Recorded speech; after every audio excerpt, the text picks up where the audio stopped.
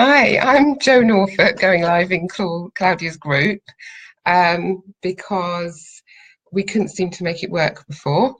So I have gone live in her group, and I'm just waiting for her to join me now. Not really sure how that's going to work.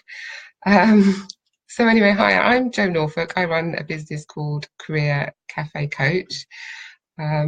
And just sort of ad-libbing a bit now, so I don't know if Claudia is going to join me or if I'm going to be on my own on this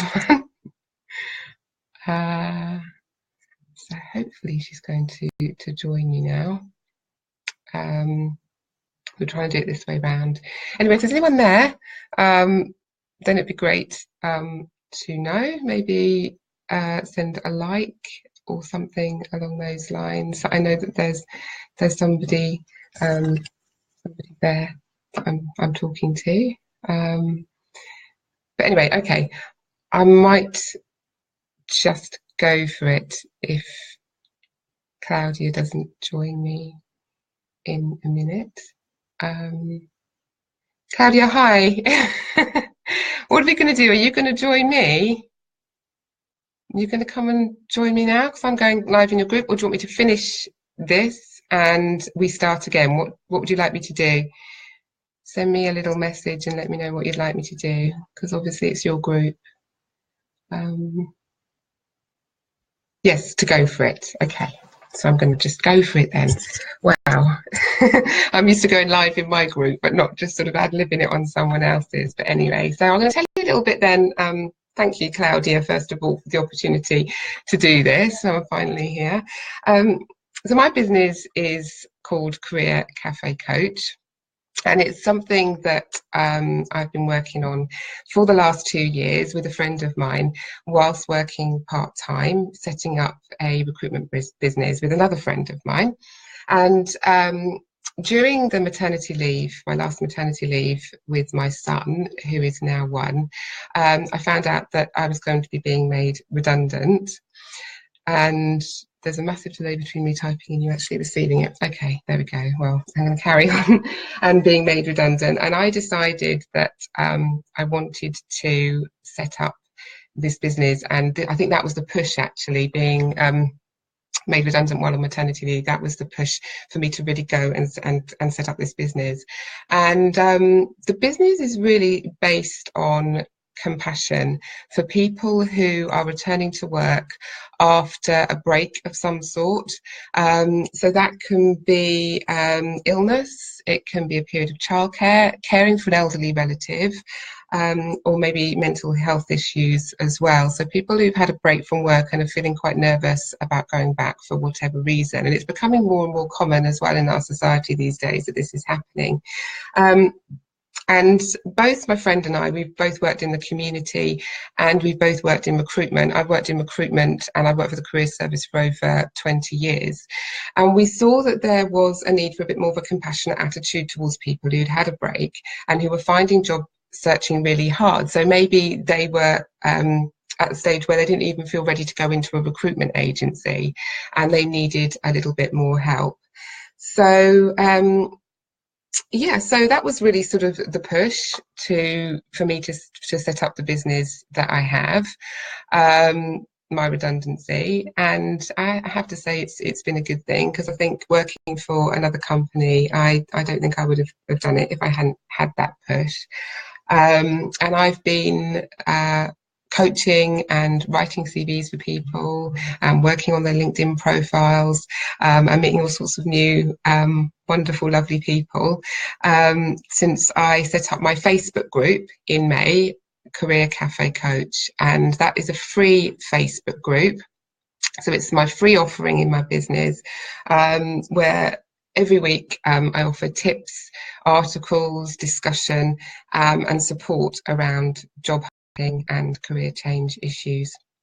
So that's a little bit about my business. In terms of me, I was a single mum for 6 years with my first child, and I had at that time what I considered to be a good, successful career in recruitment. And then I was made a single mum, and my whole world pretty much turned upside down at that point.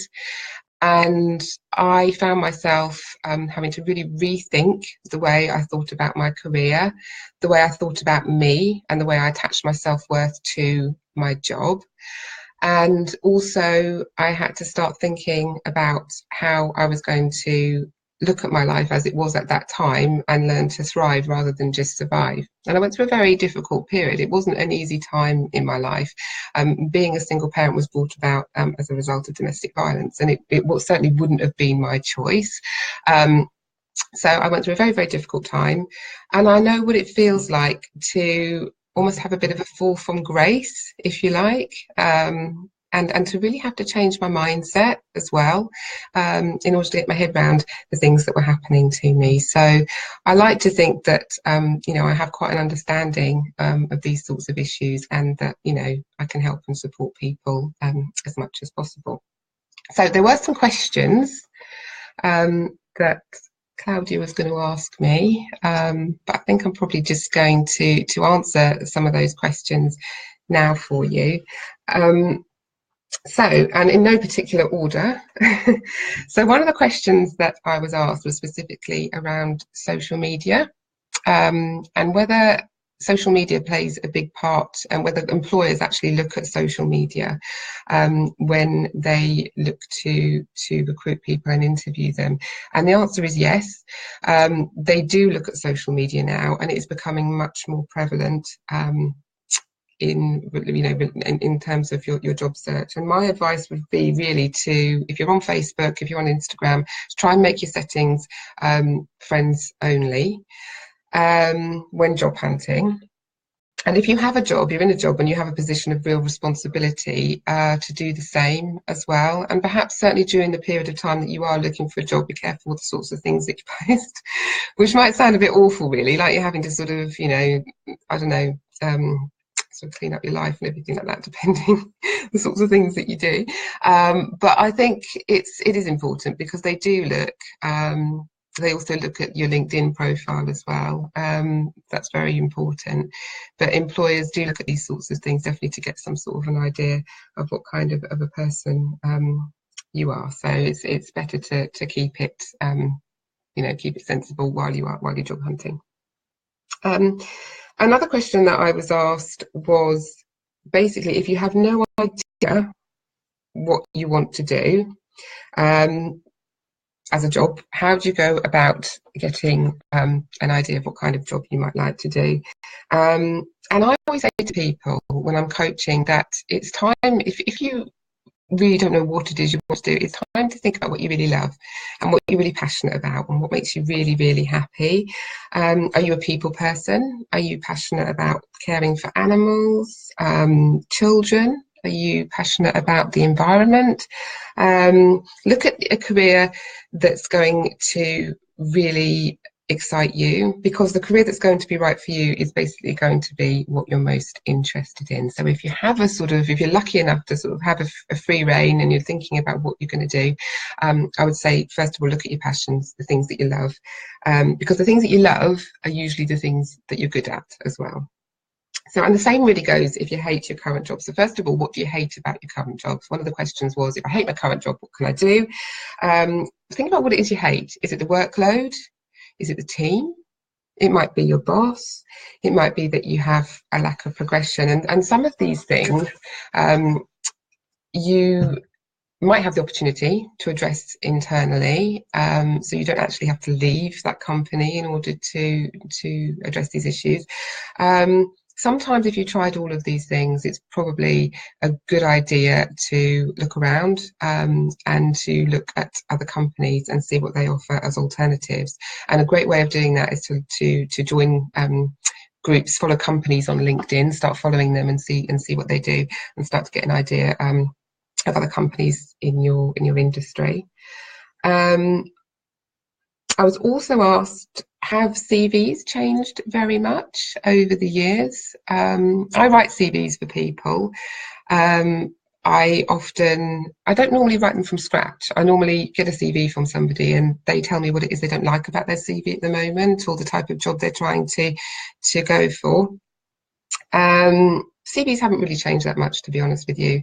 When I write a CV, I'm quite honest about the fact that I do write a fairly simple CV. It's in a bullet point format. About 10 years ago, there was an idea that CVs should have lots of page indents to be sort of heavily formatted. People would put lots of pictures on them. And to be honest, I can tell you now, as somebody who's worked in recruitment, that isn't favoured, and a lot of CVs now as well get filtered. Unfortunately, I wouldn't say that it's a great thing, but they get filtered through machines as well. So a lot of those things can be very off-putting. If you work in an industry that's creative, like you're a graphic designer, or you are a model, or you're very arty or something like that, you'll probably have a portfolio that you'll submit alongside your CV anyway. So I would say portfolio separate to the CV, and keep the CV very simple and easy to read. Another question that I was asked, which is obviously quite sort of, you know, personal to things that I've been through as well, is what do you do when you're returning to work after having children? What are the sort of obstacles you might come up against? And there are quite a lot of problems, varied problems. You need to think of things like, obviously, the cost of childcare, what sort of hours you want to work. Sometimes people feel quite disconnected from the world of work when they've had children and they've had a break. So I would say that it's good to start doing things like updating your CV, getting on LinkedIn and starting to make connections and perhaps reconnect with people you've lost touch with, and start getting yourself in the frame of mind again for looking for a job and for interviews, and do a little bit at a time, I would say as well. That's usually quite important to sort of start getting yourself into the idea that you are going back to work, and getting yourself into that mindset. So get the practical things together. So revamp your CV, reconnect on LinkedIn, learn to use the job boards effectively and set up job alerts as well for the sorts of jobs that interest you. So you're not sitting there all day looking for something, you're actually getting jobs that are of interest sent to you. And getting clear, I think, on a lot of clarity, I think, is important on what it is you want to do, because otherwise you can end up applying for lots and lots of things. And I think the clearer you are on what you want to do and where you want to go, usually the more chance you have of getting there. So hopefully that answers that question. I was also asked what sort of weaknesses are good weaknesses. If someone says to you, what are your weaknesses? What's a good thing to say? One of the things that you could say is that you're a bit of a perfectionist, because that's something that can be turned into a strength as well. You can say that you're someone that's very eager to get results and get things done, and you can say that sometimes maybe you rush through these stages in order to get results, but then you can talk about what you've learned from that, and that you've learned that maybe it's important to do things like watch tutorials, which might have been a good thing for me to have done before we did this live this evening, and take your time over details when it comes to projects. It's about turning that weakness around into a strength. And good strengths are things, particularly specialist knowledge that you might have. So if you're in IT, if you know particular pieces of code, that sort of thing, and anything that you are trained in that directly relates to your job, they're very, very good strengths. And also, I think being willing to accept that sometimes in life, we have things that don't turn out quite right, but to be willing to learn from that and have a growth mindset rather than a fixed mindset to things. So to be able to appreciate that sometimes things go wrong and we do make mistakes, but that doesn't mean that you can't learn from that and you can't grow. And it's always good to if you are like that, to say that that's one of your strengths. And if you're not like that, then it's always good to start working on that sort of mindset. So hopefully that will answer a few questions. I think that's pretty much all of them. I did make a few notes so that I could cover them. I'm just going to double check. If you don't have experience in a job that you want to do, how could you transition? And I get this so much with my coaching when people say to me, I really want to do this job now, but because I haven't got any experience, an employer won't take me seriously. And in fact, I've been working quite recently with a lady who was in business and admin, and then she's had her baby. She's in business and admin, and then she's been a nanny for 6 years, and then she's had her baby, and she wants to go back into business and admin, and she's getting really frustrated because none of the companies are sort of, you know, looking at her. And I had to look at her CV, and what she needed to do really in terms of her CV was have a look at the skills and achievements section. So to make sure that all the skills and achievements that she had were at the top, and that she related a lot of the organisational skills that she was using during the time that she was a nanny, and she'd put all of those at the top and referred back to her old job as well and all the things that she'd done there, so that an employer was seeing those skills first, not the skills that she'd used while she was a nanny. And also I suggested to her that maybe instead of just applying for any business and admin jobs, maybe she looked at business and admin jobs that related to the childcare industry, because obviously she had a really good insight into that industry anyway, an inside track on the language that those sorts of companies use, the jargon, the way they deal with people, and generally how their whole those sorts of companies operate, so that what she had been doing over the past 6 years wouldn't be wasted, and it would also tie in quite nicely with a business and admin job. So, you know, we sort of had a chat about that and how that might work. So it's quite good to sort of have a look at those sorts of industries. Claudia is saying a growth mindset is so important, isn't it just? And I work on that a lot with my clients as well, because obviously when we've been through a difficult time and we've had problem after problem build up, we can get very, very overwhelmed, and it's very difficult to get clarity. And it's that growth mindset really does really does get lost as well, or can get lost, which is such a shame, because I coach a lot of people who used to think that way, and have forgotten how to think that way, because obviously sometimes, you know, life, you know, does throw things at us, you know, and we have to sort of build resilience and learn to sort of pick ourselves up sometimes, which isn't always easy to do, especially alone. So yeah, so that's those are questions answered, hopefully. If there are any other questions afterwards, then please do let me know. So I'm just having a look. But yes, Carol Drake, I read that. Brilliant. Gonna like that. Yes, that's a fantastic book. Yeah, and if you'd like to find out more about what I do, as I say, I've got a free Facebook group, Career Cafe Coach, which you can join.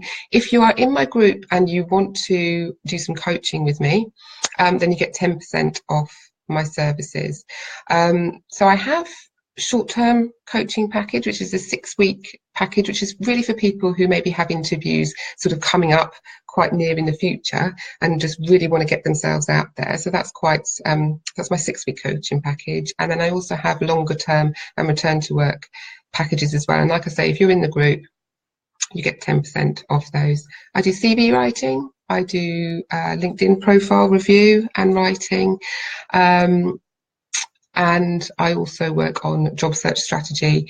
And in February, I'm going to be starting my 90-minute strategy sessions, which are basically we hit a particular thing that's worrying you for 90 minutes. So for a lot of people, it can be interview confidence. So we do practice interviews, things like that, to really get you ready to sort of go out there.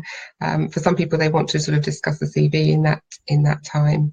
So that's my 90-minute strategy sessions. But in my business, I like to try and offer something for everybody, because as I say, I know what it's like when you're job hunting. Money it can play on your mind sometimes, depending, you know, on your income and your financial situation.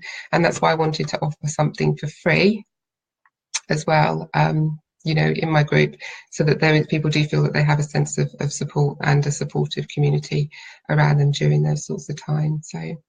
So I hope you've enjoyed me being here this evening. Sorry, it's all been a bit weird.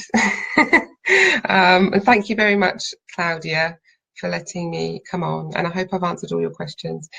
And yeah, okay, so have a lovely Sunday. And thank you very much. Bye.